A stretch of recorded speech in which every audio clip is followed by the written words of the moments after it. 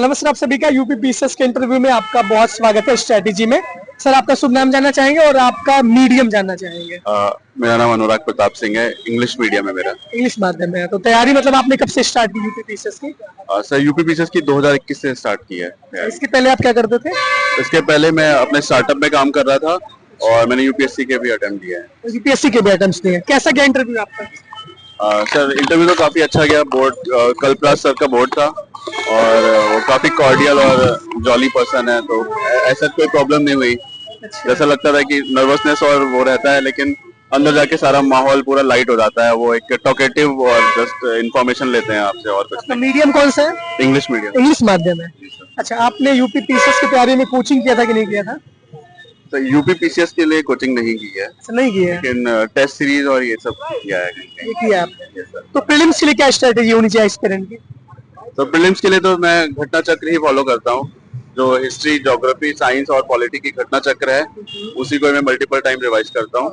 और UP PCS के जो पीवाईक्यू के जो 30 साल के क्वेश्चन है वो 30 साल के सवाल। हाँ, 1991 टू 2024 जो भी आ गया। आपने वो सॉल्व किया है? हाँ, उनको कितनी बार सॉल्व किया? अब 2-3 बार हो गया। 2-3 बार हो गया है, मतलब रट चुके हैं। हाँ। और क्या स्ट्रेटेजी होनी चाहिए प्रीलिम्स के लिए? प्रीलिम्स के लिए बस ये होना चाहिए कि घटना चक्र को जो 4-5 घटना चक्र है उनको मल्टीपल रिवीजन। पॉलिटी के लिए लक्ष्मीकांत को जरूर देख लेना चाहिए और पीवाईक्यू देखने हैं। और along with that economic survey और बजट जो गवर्नमेंट ऑफ इंडिया और यूपी का आता है वो देखना चाहिए। और करंट अफेयर्स के लिए कोई एक अच्छी मैगजीन फॉलो कर लेनी चाहिए। कौन सी मैगजीन?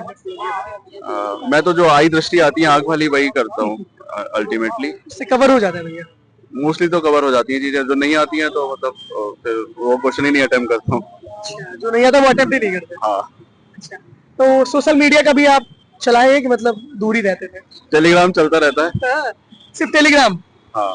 और कुछ? व्हाट्सएप तो कम्युनिकेशन के लिए सभी लोग यूज कर रहे हैं, तो टेलीग्राम है, व्हाट्सएप है और फेसबुक वगैरह मेरा नहीं है। फेसबुक वगैरह नहीं? हाँ, फेसबुक, इंस्टाग्राम वगैरह तो मेरा बहुत पहले ही छोड़ रखा है। हाँ। तो आपका कौन सा अटेम्प्ट था ये यूपी पीसीएस का? ये मेरा यूपी पीसीएस का मेरा 3rd अटेम्प्ट है। इंटरव्यू कौन सा है? First interview. पहला इंटरव्यू। तो स्टैंडर्ड बुक आपने क्या क्या फॉलो किया था भैया? स्टैंडर्ड बुक यूपी पीसीएस के लिए तो घटना चक्र ही फॉलो की है। और कुछ भी नहीं किया आपने? नहीं। यूपीएससी की तैयारी करते हैं? हाँ, यूपीएससी की तैयारी की है। यूपीएससी के अटेम्प्ट हुए हैं मेरे। इंटरव्यू हुआ है यूपीएससी का। 4 मेंस हुए हैं। 4 मेंस और कितने एक इंटरव्यू हुआ है। इंटरव्यू हुआ है जी सर। अच्छा, तो उसी के हिसाब से बताइए ना, क्योंकि उसमें तो कवर। उसके लिए मैंने अगर हिस्ट्री की बात की जाए तो हिस्ट्री में एंशिएंट एंड मॉडर्न मेडिवल के लिए एनसीईआरटी, मॉडर्न के लिए स्पेक्ट्रम की बुक फॉलो करी है, पॉलिटी के लिए लक्ष्मीकांत हो गई, ज्योग्राफी के लिए 11th और 12th की एनसीईआरटी और एक मैप फॉलो किया है। एक मैप वाली बुक आती है, कोई भी देख सकते हो। एनवायरमेंट के लिए पीएमएफआईएस की एनवायरमेंट की बुक आती है वो।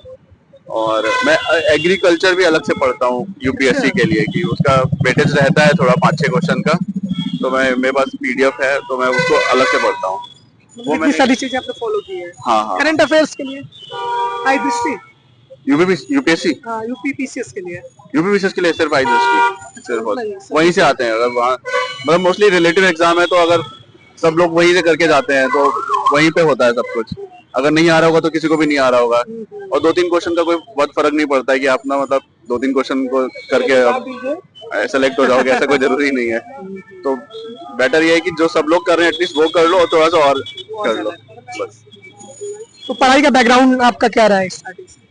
मैंने बीटेक किया है दिल्ली कॉलेज ऑफ इंजीनियरिंग से, दिल्ली में, मैकेनिकल इंजीनियरिंग में। और उसके बाद मैंने मेरी खुद की कंपनी थी स्टार्टअप, तो मैंने उसको रन किया है 6 साल तक। अभी भी चलती है कि नहीं चलती? अभी नहीं चल रही है वो। तो वो टेक ट्रैवल स्टार्टअप था, तो मैं वो चला रहा था।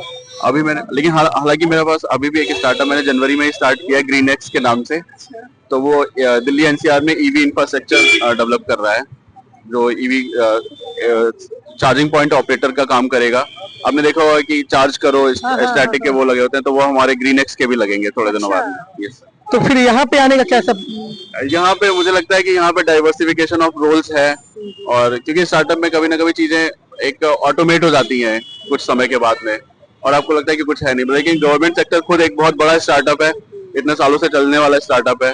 तो अगर इसमें काम किया जाए तो रोल का डाइवर्सिफिकेशन होता है, नए चैलेंजेस हमेशा मिलते रहते हैं, और ये कि पब्लिक से भी कांटेक्ट कनेक्टिविटी रहती है।